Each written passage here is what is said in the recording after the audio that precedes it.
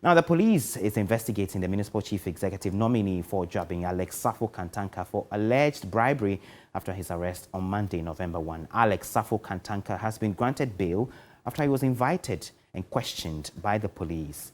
There was a near eruption of pandemonium in the Jobbing area after the assembly members in the municipality rejected the president's nominee for a second time on Monday, November 1. The nominee was captured on tape demanding monies he allegedly paid to the assembly members to motivate them to vote for him.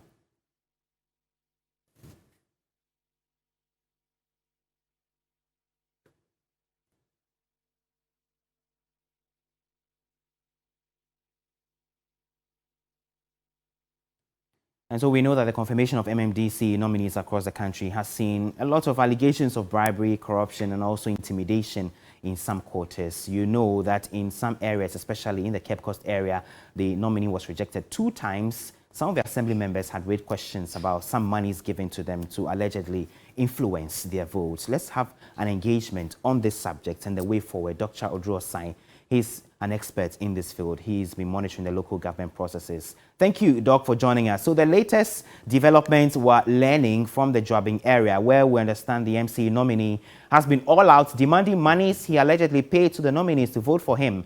This isn't new, but how can we fix this once and for all? It would appear it's a monster that will never go away. Dr. Oduro-Osai has not joined us. We'll be trying and working to see if he can join us for this conversation. But this is a subject that is not new. We know that across the country, parts of the country, there were agitations among assembly members who rejected the nominees. There are others who voted for the nominees after a 3rd try. Dr. Oduro-Osai hopefully can hear me now. Thank you, Dr. Osai, for joining us. So the latest from the Jobbing municipality is not new, but this is the clearest indication of monies being paid to assembly members to vote for the nominees. How can we fix this? It appears to be the monster in this space. Thank you very much. I think it's not the best if it is true, and I'm happy the police has taken it up and they are investigating. The powers of assembly members are a delegated power from the people in the electoral areas, and they are expected to exercise it with due care. They are not expected to be bribed. When you look at the articles, sections 240 to 241 of our Criminal Offences Act, inducing a public officer, including a voter, is a criminal offense. So I'm happy the police is investigating it.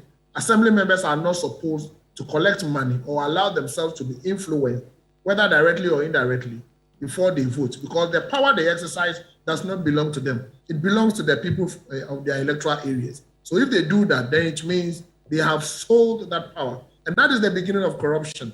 Because if the nominee pays and he gets his way up there, what it means is that he should find a way of getting the money back.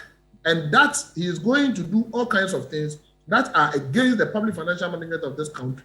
And it is also bad governance, because then what it means is that people have bought the political power. When any political power that is bought, it's not good for democracy. So I think it's a bad practice if it is true, but I commend the police for investigating.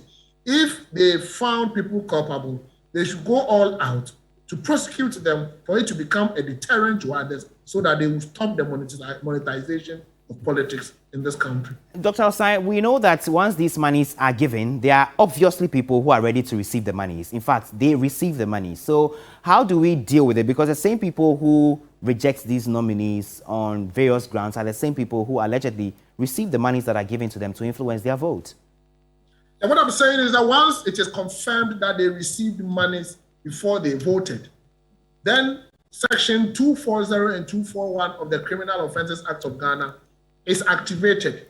So that is why the police is investigating this allegation. Both the giver and the receiver are guilty. And most especially when you are a voter, the law is clear.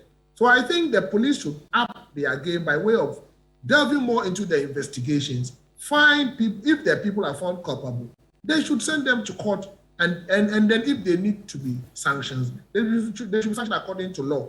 So I think we need to apply the rules, we need to apply the laws. It is becoming too many. We hear them, but we don't have the evidence. And you know, in criminal law, the rule of the game is the evidence. And in criminal law, again, it is proved beyond reasonable doubt. So I think this is a case or a test case for the police to show that anybody who collects money and is a public officer or allows himself to be influenced to vote in a particular way commits an offense under the Criminal Offences Act. It will send a deterrent signal to all others who stand in the delegated position. The sad thing is that the position assembly members occupy now, the power they have to approve a president nominee is not a power of their own. It's a power given to them by people from their electoral areas. Is that how they intend doing it? Is that how are they going to sell this power? If it is true, it is a betrayal of trust if it is true. So okay. I think the police should not rest. Before I let you go, Dr. Asai, really shortly, so would it be premature to say, for example, at this point, the president must consider recalling the nomination of the MC nominee in this instance? I think it is within the powers of the president to either recall the MCE or not. And it is also, again, our making of our law. Because the law allows the president to renominate the person as many times as the president wishes. But I think it will not be out of place if the president withdraws the nominee and replaces the nominee so that they will be able to have a substantive chief executive for peace to prevail and for development to continue in the area.